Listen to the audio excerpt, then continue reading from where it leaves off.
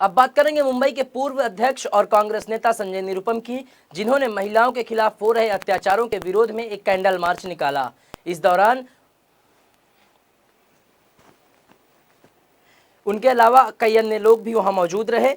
आपको बता दें कि मुंबई समेत पूरे प्रदेश में महिलाओं के प्रति बढ़ते अपराधों पर लगाम लगाने की मांग और सरकार और पुलिस का ध्यान इस तरफ आकर्षित करने के लिए अंधेरी के वोशीवारा इलाके में उत्तर पश्चिम जिला कांग्रेस कमेटी की तरफ से कैंडल मार्च का आयोजन किया गया था, जिसका नेतृत्व मुंबई कांग्रेस के पूर्व अध्यक्ष संजय निरुपम ने किया।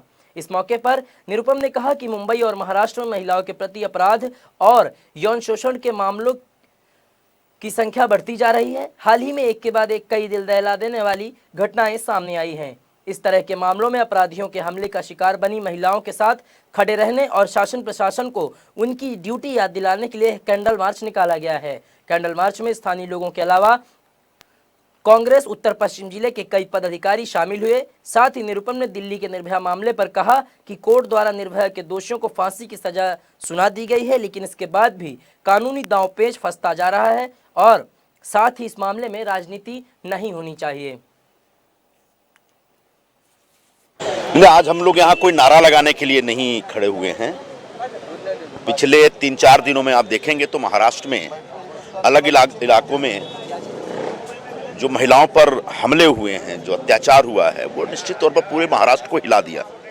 खास करके जो हिंगन घाट की जो घटना हमने सुनी वो बहुत ही खतरनाक थी। उसके बाद महाराष्ट्र में अलग अलग जिलों में इस तरह की घटना घटी। कल रात को मुंबई में एक ऐसी घटना घटी, रेप का केस, उसके बाद मर्डर, कभी एसिड फेंका जाता है, कभी आग लगाई जाती है, कभी केरोसिन डाला जाता है। ये बंद होना चाहिए और निश्चित तौर पर इसके माध्यम से हम सरकार से ये डिमांड करेंगे कि ऐसे जो क्रिमिनल माइंडेड लोग हैं, इन लोगों के लिए बहुत ज़्यादा इनके ह्यूमन राइट्स की चिंता नहीं करनी चाहिए। ऐसे लोगों को जितना जल्दी हो सजा दीजिए, ताकि ऐसे बलात्कारी और ऐसे जो महिलाओं पर अत्याचार करने वाले लोग हैं उनके अंदर एक डर और भय पैदा हो। तो इसीलिए हम सब आज यहाँ स्थानीय जो हम लोग इस जिले के कांग्रेस के कार्यकर्ता हैं, हम लोगों ने यहाँ पर एक कैंडल लाइट जला करके यहाँ से एक आवाज़ देने की कोशिश कर रहे हैं और उन महिलाओं को एक संदेश देना चाहते हैं कि आप अकेले नहीं हैं, आपके साथ हम सब हैं और आपके दुख को हम बांटने का पूरा प्रयत्न कर रहे हैं। निर्भया केस में जो अभियुक्त हैं, जिन्होंने निर्भया के साथ रेप किया, गैंग रेप किया और उसके बाद उसका मर्डर किया, उन अभियुक्तों के बारे में ऑलरेडी कोर्ट का फैसला आ गया है कि इनको फांसी के फंदे पर लटकाया जाए। उसके बाद जिस तरीके से कानून की पेचीदगियों में उसको घुमाया जा रहा है, भटकाया जा रहा है, या उस पर जो थोड़ी सी राजनीति भी हो रही है, वो बहुत ही गलत है। जितना जल्दी हो निर्भया कांड के जो अभियुक्त हैं उनको फांसी के फंदे पर लटकाना चाहिए। मैंने देखा था अखबारों में कि जो जल्लाद है जिसको फांसी के फंदे पर लटकाना होता है, वो भी आ गया था, उसको वापस कर दिया गया। 7 साल हो गए उस घटना के बाद भी उसकी माँ, उसके बाप, उसके पूरे परिवार के लोग, पूरा देश चाहता है कि निर्भया कांड के जो अभियुक्त हैं उनको तत्काल फांसी दी जाए।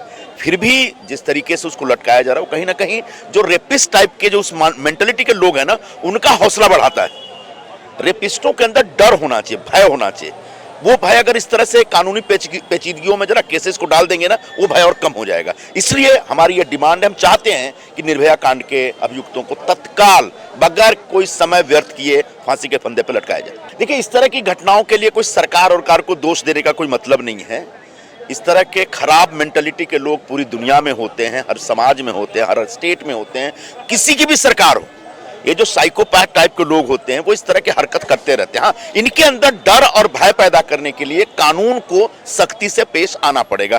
कानून को सख्ती से पेश आना है तो जैसे हिंगन घाट की वर्धा वाली जो घटना है, उस जिस अपराधी ने यह काम किया उसको तत्काल पकड़िए, 10-15 दिन के अंदर उसको सजा दे दीजिए, तब जाके लोगों में डर पैदा होगा। वरना उसको साल, 2 साल, 5 साल, 6 साल तक करते, इस बीच वो बता रहा हूं बच्ची की जान चली जाती है।